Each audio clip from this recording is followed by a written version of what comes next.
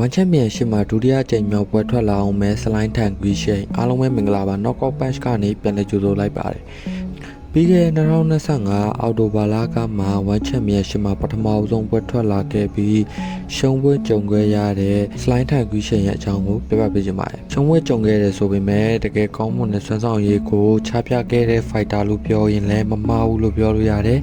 ပြိုင်ပွဲ fighter ကိုကြည့်မယ်ဆိုရင် One Championship မှာ17ပွဲထိုးထားတယ်10ပွဲနိုင်ထားပြီးတော့နိုင်ခဲ့တဲ့10ပွဲမှာဆိုရင် KO 4ပွဲနဲ့ decision က6ပွဲထိပါပါတယ်ဒီလို fighter မျိုးကိုမှပွဲဥထွက်မှာရင်ဆိုင်ခဲ့ရပေမဲ့ပြိုင်ဘက်ကိုအခက်တွေ့အောင်လုပ်ပြနိုင်ခဲ့သလိုအကွဲပြဲလဲစော်ခဲ့ပါသေးတယ်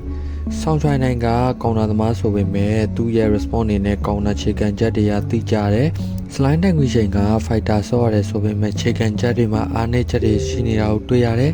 ဆိုတော့ဒီခြေကန်ချက်တွေနဲ့ clinch ပိုင်းအားနည်းချက်တွေကနီးစနစ်ပိုင်းမှာအနေငယ်စကားပြောသွားရလို့ပြောလို့ရပါတယ်စိတ်သက်ပိုင်းကတော့ပြောကြမလို့ခြေကန်ချက်ရဲ့ clinch ပိုင်းဒီမှာအနေငယ်အားဖြည့်လိုက်မယ်ဆိုရင်တော့ slide ထန်ကြီးချိန်ကမြန်မာ fighter တွေထဲမှာရတာသမျိုးပေးနိုင်မဲ့ fighter လို့မြင်မိတယ် One Championship မှာပွဲပြန်ရထားရလို့သတင်းတွေထွက်နေတဲ့ slide ထန်ကြီးချိန်တယောက်အကောင်းဆုံးပြင်ဆင်ပြီးဒုတိယမြောက်ပွဲထွက်လာမဲ့ One Championship နဲ့အတူနိုင်ပွဲရယူပြီးမြန်မာ fan တွေအားပေးမှုအများကြီးရပါစေလို့လည်းဆုမွန်ကောင်းတောင်းပေးလိုက်ပါတယ်ဆိုတော့ဗီဒီယိုလေးကတော့ဒီလောက်ပါပဲအဆုံးထိကြည့်ရှုပေးရတဲ့သူတွေအားလုံးကိုကျေးဇူးအများကြီးတင်ပါတယ်